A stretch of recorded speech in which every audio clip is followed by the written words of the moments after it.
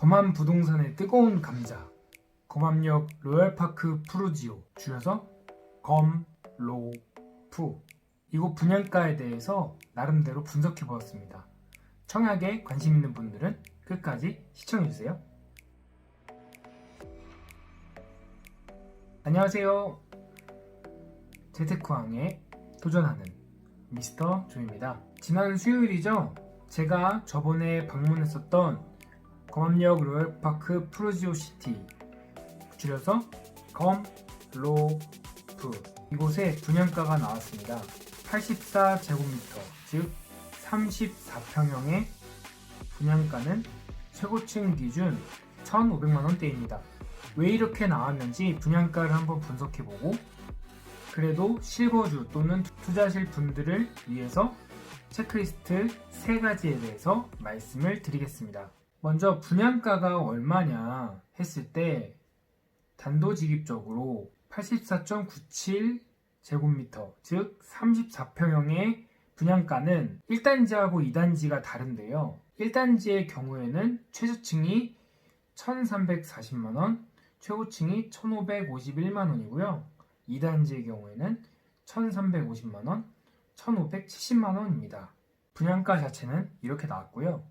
이거를 보정한, 저희가 실질적으로 돈을 내야 되는 아파트의 가격을 한번 알아보도록 하겠습니다. 이 가정에는 최저층, 최고층을 정리했고요. 발코니 확장비 1,320만원, 가구 패키지는 1,080만원인데 입주자 모집 공고에 보시면 평면 옵션, 현관 중문, 거실 주방, 주방 상판, 그리고 시스템 에어컨이 있어요. 1단지의 경우에는 4억 5,470만원에 이 발코니 확장, 가구 패키지 합치면 4억 7,820만원이 나오고, 이렇게 했을 때 평당 1,411만원이 나온다. 그리고 2단지도 같은 논리로 해서 하면 1,321만원이 나오고요. 제가 최고층도 정리를 해봤는데요. 이건 2단지를 보시면 분양가는 5억 3,270만원인데 발코니 확장비 1,320만원, 가구 패키지 1,080만원, 그래서 보정된 분양가가 5억 5,670만원이고요. 이를 환산했을 때 평당가가 1,641만원이 나왔습니다. 분양가가 높다라고 하는 분들이 많습니다. 이 분양가가 주변 아파트의 시세를 봤을 때 높은 걸까? 주변 아파트의 시세를 통해서 비교해 보도록 하겠습니다. 저는 2가지 지역을 비교했는데요. 하나는 검단 신도시에 분양할 아파트, 그리고 지금 현재 검암역과 독정역에 있는 아파트를 비교해서 말씀드리겠습니다. 최고층 가격이 검암 로얄파크 푸르지오가 5억 5,670만원이어서 평당가가 1,640만원이잖아요. 그런데 후반 서밋 1차 아파트가 평당 1,600만원이었고요. 검단 금호 어울림이 1,678만원, 그리고 검암역 5분 안 걸리는 거리예요. 서해그랑블이 1,512만원, 검단 SK뷰, 독정역에서 걸어서 5분도 안 걸려요. 독정역은 인천 2호선이에요. 거기가 1,459만원. 그래서 지금 현재의 매매가 이루어지고 있는 아파트보다도 평당 거의 100만원, 200만원씩 높게 측정이 되어 있고요. 검단 신도시에 비하면 그래도 비슷한 수준의 가격이다, 이렇게 보시면 될 것 같습니다. 그래서 엄청 높은 건가? 라고 했을 때는 조금 저도 퀘스천 마크가 드는 것 같아요. 어쨌든 높은들의 기대보다는 훨씬 높게 나온 상황이에요. 근데 저는 왜 높을까? 이에 대해서 한번 고민을 해봤는데요. 저는 이 검암역 로얄파크 푸르지오 아파트가 정말 모든 경로에서 홍보를 하고 있거든요. 귀가 아플 정도로 많이 들어가지고, 왜냐면요, TV에서 나오죠, 라디오에서 나오죠, 유튜브 사이 광고에서 나오죠, 그리고 인터넷 배너에서 나오죠, 종종 버스나 지하철에서도 보이죠. 정말 모든 마케팅 경로를 통해서 이 검암 로얄파크 푸르지오를 홍보하고 있어요. 그래서 결국엔 이 모든 것들이 이 분양가에 들어가 있고, 저는 여기서 더 나아가서 이렇게 아파트를, 물론 4,800세대지만 이 아파트를 분양하려고 이렇게 광고를 하나 했더니 그게 아니라 인천 2호선 끝에 쪽에 검단 오류역이라고 있어요. 그 전역에 보면 왕길역이라고 있는데 그쪽에 두 번째 타운, 세 번째 타운을 이어서 분양을 할 예정입니다. 그렇기 때문에 이 검암역 로얄파크 푸르지오가 여러 많은 문제들이 있지만 무조건 분양에 성공을 해야 되는 거예요. 그래야 두 번째, 세 번째 사업도 수월하게 진행이 된다. 그렇기 때문에 이 세 개의 사업을 성공적으로 이끌기 위해서 정말 무지막지하게 마케팅 비용을 쓰고 심지어 이병헌 님도 모셔가지고 모델로 쓰고 그러는 게 아닐까라고 생각을 해보았습니다. 청약에 더 관심 있으신 분들은 이거는 꼭 체크하세요. 체크리스트 3가지. 첫 번째는 이 청약은 1단지, 2단지를 2번 청약할 수 있습니다. 왜냐면은 같은 청약 아파트여도 당첨자 발표가 다르면 한 개의 통장으로 2개를 넣을 수 있거든요.